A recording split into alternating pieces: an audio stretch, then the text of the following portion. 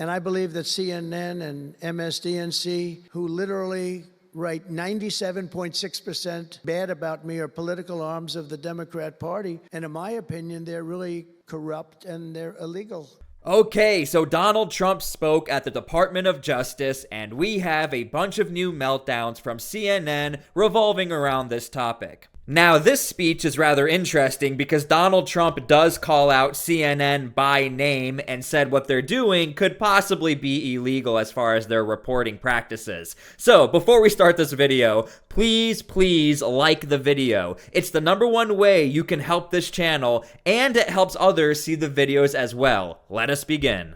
They spied on my campaign, launched one hoax and disinformation operation after another, broke the law on a colossal scale, persecuted my family, staff, and supporters, raided my home, Mar-a-Lago, and did everything within their power to prevent me from becoming the president of the United States. And let me just say, the guy's got legitimate beefs. He's got some legitimate beefs. He's never going to stop talking about it because that's how he feels. But does it politically serve him is the question I'm asking. I mean, he's been talking about it for years, and he got reelected president of the United States. You tell me. Now, I was doing some research for this video, and the majority of the headlines, of course, are negative. However, Scott Jennings does point out the fact that, look, Donald Trump has been talking about how he feels like he's been treated unfairly, and the fact that he won his election, most likely a lot of Republicans seem to agree with Donald Trump. So he's sending a very chilling message. And the other interesting thing is what you see in there are he's kind of giving a forgiving attitude to DOJ, in essence saying, look, from here out, you guys are my people, good to go. Let's talk about what old DOJ did. And in the process of that, you heard people applauding. You'd hear people applaud when he'd mentioned the name of the FBI director or whatever. And it was very creepy. And this is something that I think Americans, regardless of your political position, should really be worried about. I believe that the president is the head of the executive branch, and the Department of Justice falling under that, he does have oversight. I don't really fundamentally agree with this idea that there's a wall between the President of the United States and any of the cabinets, including the Department of Justice. And I do think all the cabinets, including the DOJ, should execute on the president's priorities. Now, there has always been this notion or narrative that Donald Trump is not in charge of the Department of Justice. I'm going to show you a clip all the way back from January when Donald Trump started to quote-unquote purge the Department of Justice. Department of Justice does not work for the president. Yes, the Department of Justice works for the American people. No, it works for the executive branch. It's in the Constitution. It exists in the executive branch. The lawyers of the Justice Department work for the American people. You're acting like it's an independent branch of government. It's in the executive branch, run by the president. I mean, yes, but the lawyers of the Justice Department work for the American people, not for the president of the United States, not the person in the office. So you don't think anyone in the executive branch is bound to the head of the executive branch? No. Here's the difference. Here's the difference. I mean, this is the same exact argument of, hey, you work for me because I pay taxes. So again, I just wanted to show you guys that even on CNN, they've always sort of tried to push this narrative that, yeah, Donald Trump is in charge of the DOJ, but he's not technically in charge of the DOJ like that. Now today, by contrast, we have Donald Trump calling prosecutors Marxist, scum, savages, and thugs. We have a 5-minute speech on Bobby Knight in Indiana basketball. We have talk about the price of eggs and bacon. We have stuff about Hunter Biden's laptop. We have a riff about Norm Eisen, why I have no idea. We have the fact that probably not a fact, but the claim that firefighters voted for him by 94%. We have mentions of Al Capone, Wyatt Earp, Rudy Giuliani. And then it ends with, I actually thought I was hearing something wrong. YMCA, that song, they played it, and he danced to it on the stage of the Great Hall. It was disgraceful. Now, I hate to help out Democrats or CNN, but I'm going to do them a favor. When you pick apart Donald Trump for everything he said at the DOJ, I just want to remind people that about only 54% of Americans even trust the Department of Justice. So I think it's important you guys have a little more context as far as these people speaking on national television as if the majority of Americans agree with them. But as we begin a proud new chapter in the chronicles of American justice, this really is something. We're turning the page on 4 long years of corruption, weaponization, and surrender to violent criminals, and we're restoring fair, equal, and impartial justice under the constitutional rule of law. and you're the people that are doing it. So look, I want to remind you guys, we have a very interesting issue here, considering the majority of Americans, once again, do not trust the DOJ, but the majority of Americans did vote for Donald Trump, who is in charge of the DOJ. For people who believe in that priesthood, in that almost religious fervor about the importance of the rule of law, today was a very dark day because they view that as essentially, the temple's been overrun. Now, at the end of the day... Overrun by who? Overrun the political leadership of the country? I mean, we had an election. We did. The Justice Department does not exist in a plane of reality outside of the rest of the government. And I feel like this is what that's people fair, want but that is something that a lot of people have believed for a long time. Why do they believe Rightly that? or wrongly? Because that's what they've been told that it should be, but it's not the way it works. And so you can throw out politicians if they don't have the right priorities for the Justice Department. You can throw out political parties. I mean, heck, maybe the voters of the country last year threw out the Democrats in part because they didn't like the way justice was being administered by Biden and Harris. So look, I will fully admit, like Scott Jennings, we are not used to the president having a little more oversight and being a little more hands-on in the Department of Justice. Oftentimes when you look up the relationship between the DOJ and the president, you see the word nuance. It's a little nuance how the president works with the DOJ. But for Donald Trump, he's very quick and to the point. He doesn't like to go through people. He just shows up to the organization. Just like we're seeing with DOJ, the Department of Government Efficiency. We are not used to DOJ. It's a little nuance, if you will, but it's getting things done, and that is what Donald Trump is trying to do at the DOJ. But the idea that we should have executive branch agencies operating independently of the political oversight of the people who just got elected, I just don't agree with that. I do agree with you that that's what people have come to believe. I just think it's wrong. Well, it's funny. It's all projection. He seemed to take the opposite position of what you would think on everything. So he said it was so terrible of the media to attack Justice Cannon, Judge Cannon. She's such a wonderful judge. She's brilliant. She was terrific. And the media was so unfair to her. And it's as if he didn't realize what's going on with attacking judges now, calling them traitors, calling them they should be impeached, and his henchmen, Musk, Mike Johnson, etc.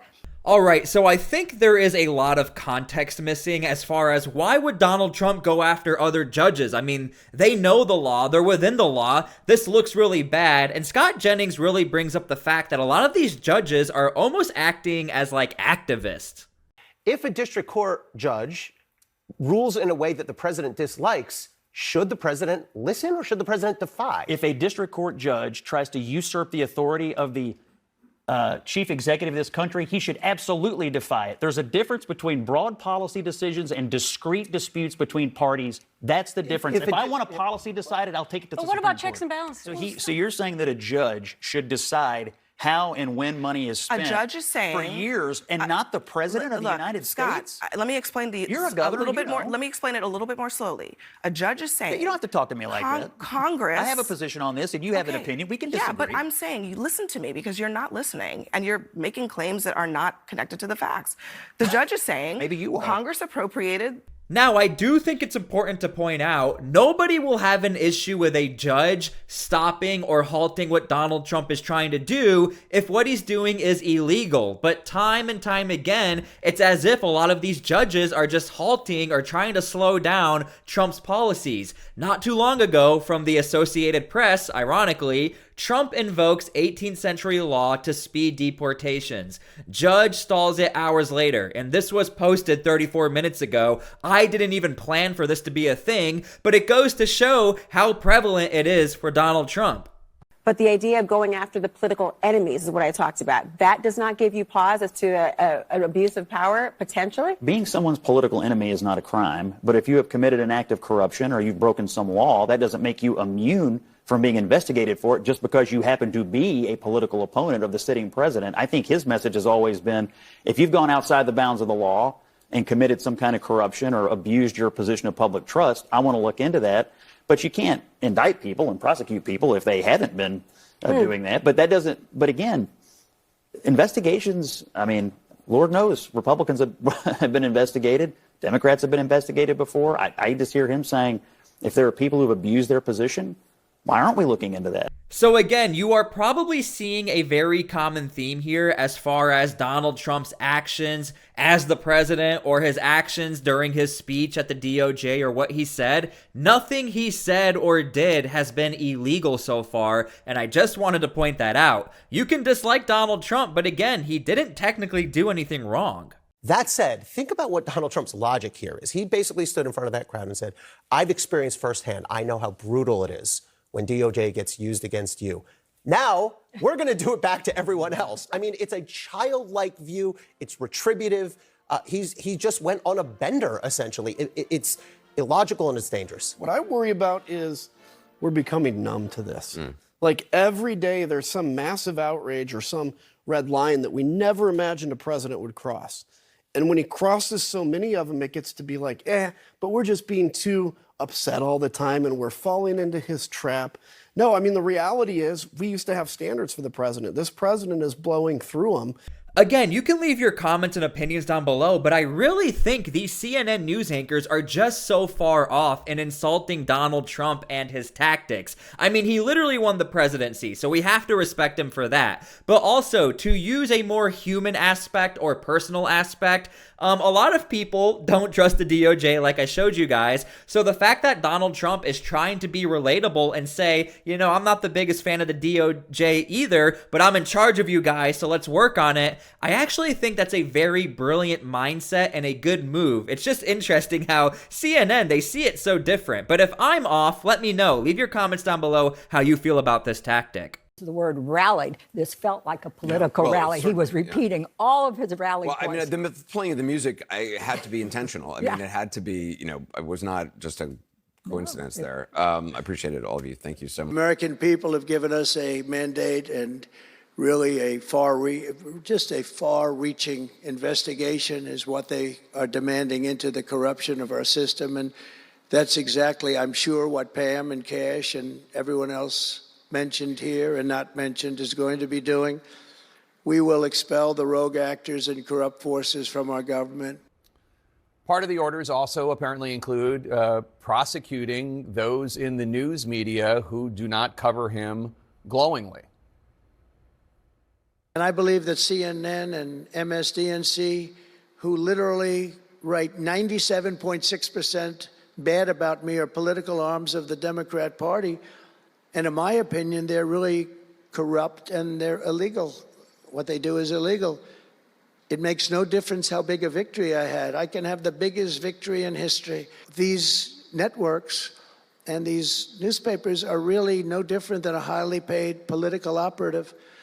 And it has to stop. It has to be illegal. It's influencing judges, and it's really changing law, and it just cannot be legal.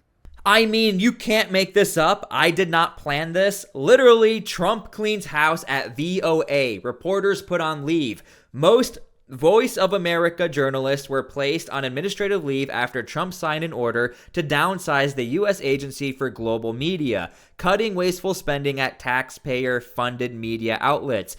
Now, you can go look into the Voice of America's controversies. I mean, there are plenty of examples of them not referring to certain organizations around the world by their government definitions. Go look into that because I think you'll find it rather interesting. But the point I'm trying to show you is this all happened in real time. Like, I'm making this video and this just happened, but I'm trying to point out that Donald Trump does not have an issue with hurting people's feelings if this means trying to better the country. The fact that you have a news outlet that's supposed to be unbiased, but you know, you can see some biases in there, and we're all humans, we're not perfect, and this is the problem with these certain organizations. But again, Donald Trump does not have an issue with cutting it. So it's up to you to decide. Are you upset with how Donald Trump is handling his actions, his speech at the DOJ, or are you happy with it? Again, the majority of Americans do not agree or trust the DOJ, and the majority of Americans did vote for Donald Trump. Let that sink in. Think about it,